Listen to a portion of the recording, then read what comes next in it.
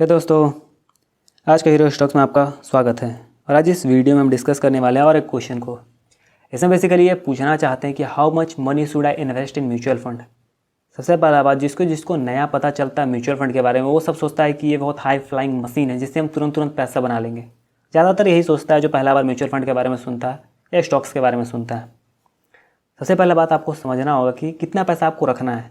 तो इसके लिए सबसे पहला बात आपको एसेट एलोकेशन के बारे में नॉलेज होना चाहिए कि कितना परसेंट हमको अपना इमरजेंसी फंड में रखना चाहिए, कितना परसेंट हम रियल इस्टेट में रखें, कितना परसेंट हम गोल्ड में रखें और कितना परसेंट हम म्यूचुअल फंड में रखें। तो अगर आपको एसेट एलोकेशन के बारे में नहीं पता तो मैं चाहूँगा कि आप सबसे पहले उसके बारे में सीखें, उसके बाद डिसाइड करें कि आपको म्यूचुअल फंड में कितना पैसा रखना है। खैर, वो तो एसेट एलोकेशन का बात हुआ, लेकिन अब हम बात करें कि आपको म्यूचुअल फंड में पैसा रखना है, आपको थोड़ा बहुत अंडरस्टैंडिंग है।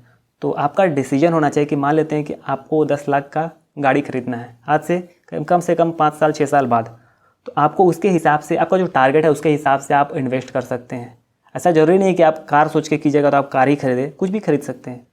मोटे तौर पे कहने का मतलब है कि 10 लाख आपको आज से 10 साल बाद चाहिए, 6 साल बाद, 7 साल, जब भी चाहिए आपको। तो उसके हिसाब से आप स्प्लिट कर लीजिए अपने पैसा को कि आप कितना महीना रखिएगा और उस पर कितना परसेंट आपको मिलना चाहिए, तब जाके वो आपका 10 लाख पहुँचेगा 10 साल में या 5 साल में, जितना भी टाइम आपको चाहिए।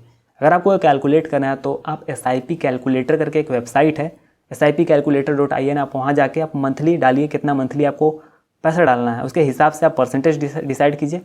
हम नहीं चाहेंगे कि आप बहुत ज़्यादा परसेंटेज उसमें लिख दें, 15% से ज़्यादा लिख दें। हम कंसिडर करेंगे 12 से 13%, कम परसेंट रखिए, बेटर रहेगा।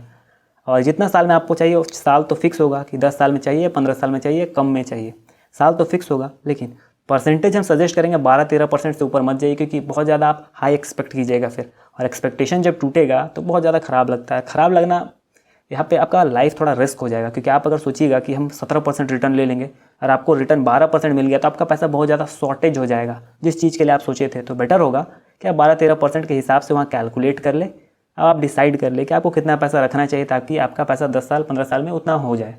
तो होप आपको क्लियर हुआ होगा कि आपको कितना इन्वेस्टमेंट करना चाहिए। सबसे पहला चेक करें एसेट एलोकेशन।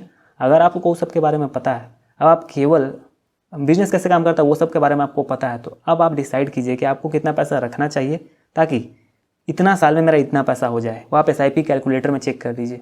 तो होप आपको क्लियर हुआ होगा। अगर आपको कोई डाउट है तो मैं चाहूँगा कि आप कमेंट में पूछें, और आपको वीडियो पसंद आता है तो मैं चाहूँगा कि आप इसे लाइक कर दें और सब्सक्राइब कर दें।